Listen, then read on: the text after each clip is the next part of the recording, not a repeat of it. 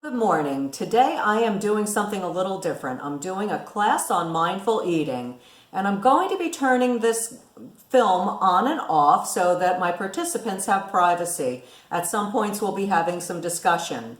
So the first thing that we're going to do, we need a piece of paper, a pen, and 3 bites of food.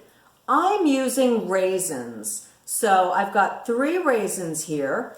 And you can use blueberries, or you could use a nut of some kind, whatever you would like.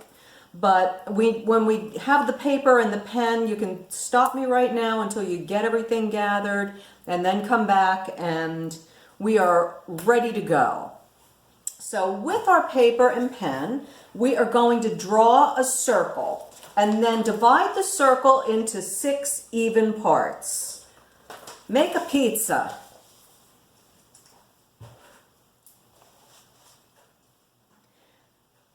And then in your pizza, we're going to write some different words. And while you're doing this, you can eat your first bite of food.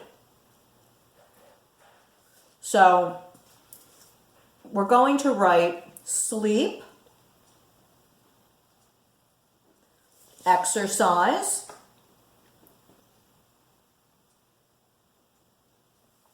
nutrition,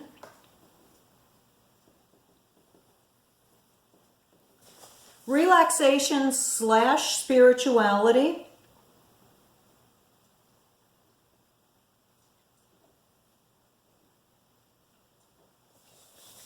social activities or social connections, just you can write social, and creativity.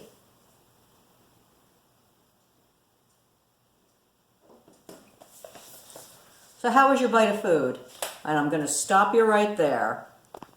So what can you tell me about that food? I bet you hardly even tasted it. That's because you were distracted while you were eating. That's what happens when you are watching TV and eating, writing something down, working at your desk and eating.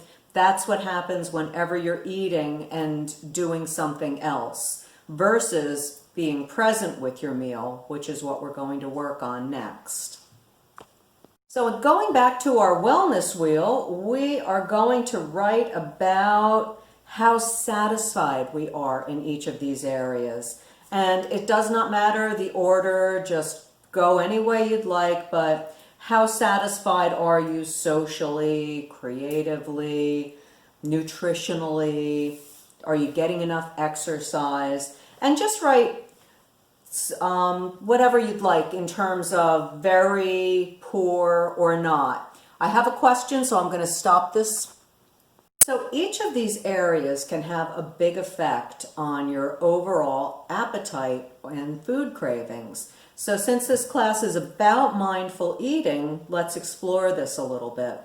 Sleep deprivation is, for me, a pretty obvious one, but it's not necessarily obvious for everybody. So sleep deprivation, when you're not getting enough rest, your body's got to get its energy from somewhere, and it will choose food as a place to go. And so getting enough sleep is really important.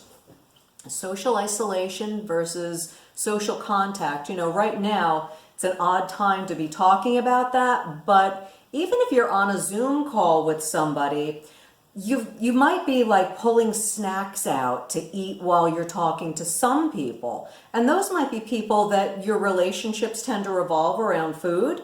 And there are other people that you might not eat around. Or you might eat if you're bored or lonely. There are a lot of reasons why you might eat. So take a look at that area and decide what you might want to do about that.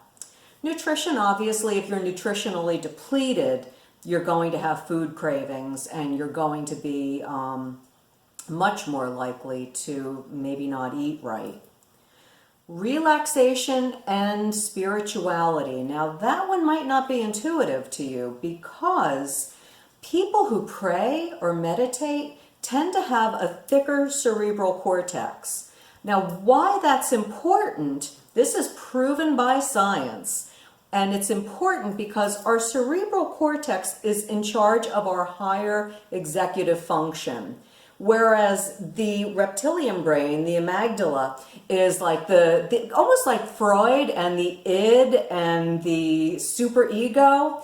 The id wants what it wants when it wants it. And the superego, or the cerebral cortex, is more in charge of things and is better able to just put the brakes on. So when you meditate and you've got more control, it's just going to be helpful. The other thing that's interesting to note is when you do deep breathing exercises, you're also activating the vagus nerve. And the vagus nerve runs from your brain throughout your digestive tract, and it keeps things calm. So a deep breath makes a big difference. Exercise, our bodies need to move. We've got to be in motion in order to be healthy. It improves our immune system, as do all these other things. They all play into our immune system. And creativity. Think how you feel when you've accomplished something. Whether you've written something, you've planted something, you've drawn something, you've done something creative, you sang a song. It just feeds your soul and your heart. So all of these things together are vitally important to being present in your body and being in charge of your body and what you put into your body. So now we're going to do an exercise after I'm done processing with the class. Okay, so bearing all of this in mind, we are ready to eat our next piece of fruit or nut or whatever it is you've got. But first, we're going to take a couple of deep breaths.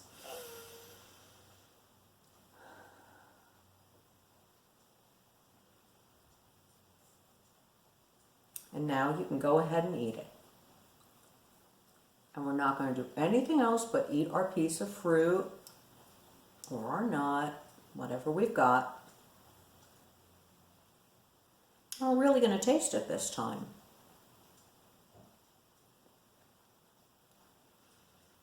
And now, what you can do with this wellness wheel as homework is take it and start writing ideas for what you can, maybe better ideas to improve your sleep. Maybe a blindfold or earplugs, blinds. How to improve your exercise. Maybe you've got a buddy that you could walk with, or you're not going to the gym right now, but think about everything on the wheel and come back to it with some ideas for improving the areas that need improvement.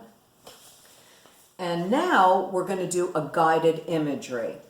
So close your eyes and get comfortable. And you're going to go on a journey to your favorite meal. And this favorite meal can be in any place, any time, with anyone you'd like. It might be a meal you've already had. It could be a holiday meal. It could be a meal out on an island on vacation. It could be whatever you want it to be. So start thinking about what goes into that meal. Who are those people? What do you hear? What do you smell? What are the sights around you? What's in the meal? What are you having to drink? Is it a hot meal and you're going to have a warm drink? Or is it a cold meal and you've got, I don't know, a mojito? It's all up to you, whatever is going to make this meal perfect. And then think about the company, the people that you're with, and the conversation that you have. Maybe it's with somebody that you miss from your past. For me, it would be my grandmother, and sitting in her kitchen during Thanksgiving. But it can be whatever you want it to be. And now think about that for just a few minutes. Breathe deeply and enjoy the thought of this.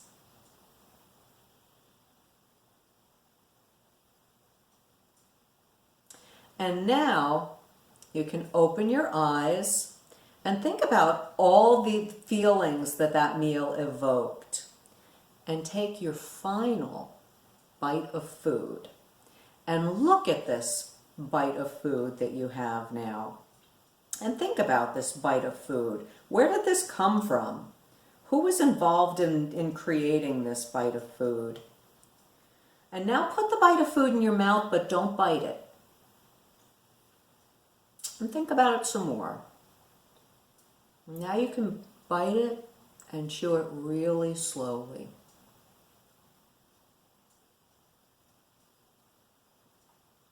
Savor it.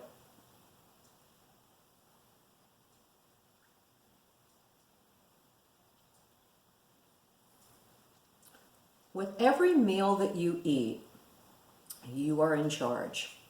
You can create the environment that's going to make your meal more pleasant or less pleasant. You can have a distracted, quick meal that you don't really taste, or you can savor.